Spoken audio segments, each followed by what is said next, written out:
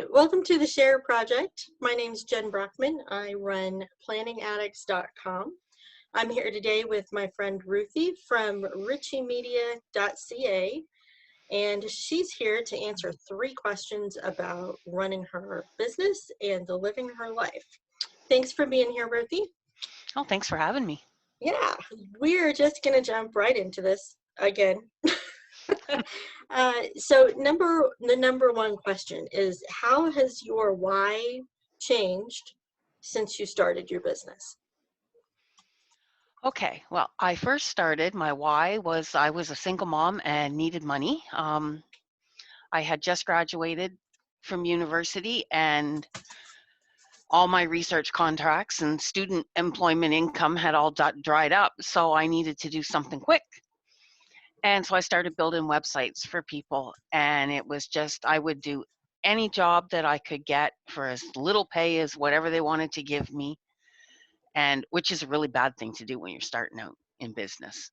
But we needed to put food on the table because I was like 6 months behind on rent and being threatened with eviction. And then I moved into providing resources, and I still do that to a certain extent, like through email newsletters. My first newsletter was all about free traffic and was called Classifieds, Links, and More. And it was all the classified ad sites and free-for-all link sites and anything like that that I could find to help people get free traffic. And I started that in 1998. Oh, Yeah, so we're talking like no autoresponders. I was one of the beta testers for Aweber.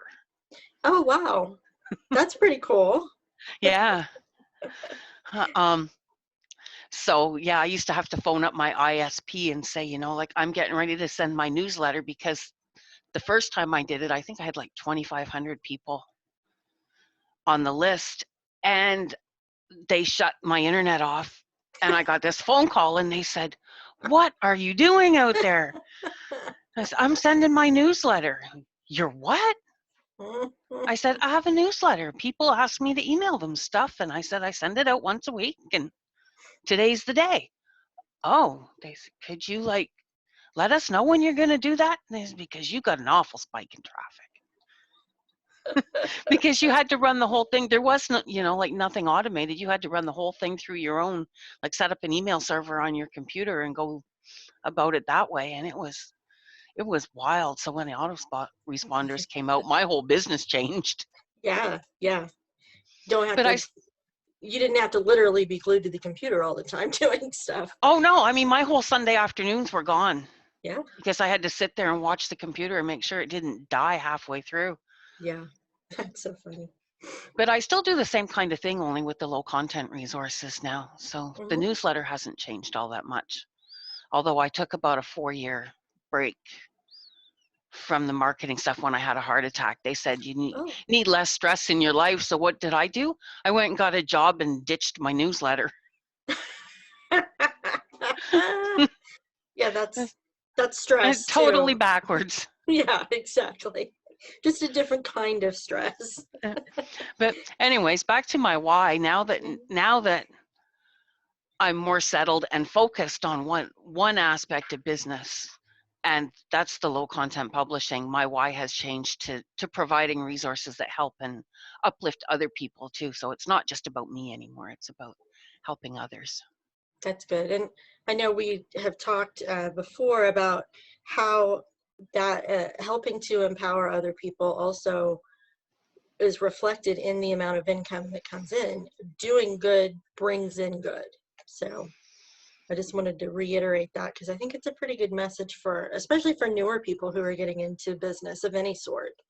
Not that you can't make money if you're only doing it to put food on the table. That's an important thing too. But there just definitely seems to be a reciprocal process. I agree. And if you're just doing it to put money on the table, the desperation comes through. It sure can. Yeah. Okay, great. So second question, what or who is the most valuable asset to your business right now? I'm sure Okay. that's changed over time too. Oh, definitely. Yeah. But number one asset is and will always be my email list. Okay, cool. I work And really hard to grow that and to try and provide value every day. And yeah, so tell us just a little bit more about your list. What, um, I'm sorry, trying to figure out that follow-up question. The idea is there. What is the benefit for people? What is it that that makes it such a good asset for you? I provide basically a daily laundry list of any new releases that in the low content market, and PLR, and training on how to grow your business. And I provide a lot of graphics and freebies and different things like that as well. But it gives people everything in one place. So I've had a lot of people say to me that they wait for my email because they know then that they don't have to go through, 20 or 30 different emails, that all have like curated it all and gathered it all in one place for them. That's true.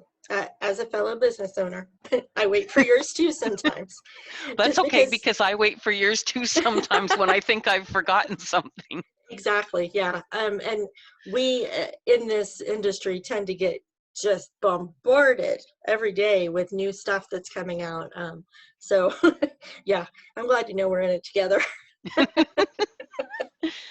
And then my second most important asset would be my bundle manager, Val Selby. Val, yeah, Val's pretty phenomenal. I have not used her for that purpose, but I know, being on the other end of it as somebody who submits products to these bundles, Val's fantastic to work with. She doesn't get angry at us when we're late or when we didn't attach something that we were supposed to attach, but we were talking about it in the email. She's just like calm, cool, and collected, and she keeps everybody on track.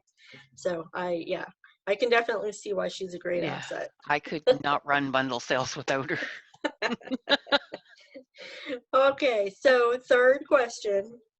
How does your personal life show up in your business? I think we've kind of covered a little bit of that leading up to now, but maybe focus a little bit more on how current stuff in your life shows up. Um, I think I try to infuse my personality into just about everything I do. I mean, and I'm sure it comes across like there are days when I just don't want to be here. And it's like you try really hard not to just mail it in on those days, but Yeah, it just, everything is like my personal life is entwined in my business, and my business shows up in my personal life, because every time I go out, everything I see is, oh, I could make a planner for that. Oh, yeah, I could make a journal for that. yeah, exactly. Yeah. Or for me, it shows up because I see people who are struggling with something, and I'm like, oh, I have something that you should be using. I have a planner, or I have a journal, or, ooh, this product over here, one of my friends has, that it would be perfect to get you back on track. So yeah, it's funny how all of that kind of stuff shows up together. It is. And I've noticed the one thing I don't do is what you just said, is I don't push my own products at people. I'm so used to being on the PLR side of things that I kind of like put it out there and go, here it is, there it is for you to use. But Yeah, I haven't really tried to sell any of it on my own yet, although yeah, I'm going to be pivoting that way over the yeah, summer. yeah. I can't say that I do either, but I think it all the time. I see somebody struggling with something, and I'm like, ooh, I should, they need to know about this. But I haven't actually very often taken a step and said, here, you know, other than through my own email list. But in personal life, there, family and friends and stuff, I'm like, holy cow, could you use one of these things to fix that? I probably need to be saying it more often, but I don't. Well, Ruthie, that was our three questions, and I really appreciate you taking the time to be with me and share your experience and your knowledge. For anybody who's watching, you can go find out more about Ruthie and her business, all of her planners and journals and pre-made templates at RitchieMedia.ca. And I'm Jen Brockman with planningaddicts.com. You can find all of my stuff too there, and we will see you the next time. Thanks. Great. Thanks for having me. Thank you for being here.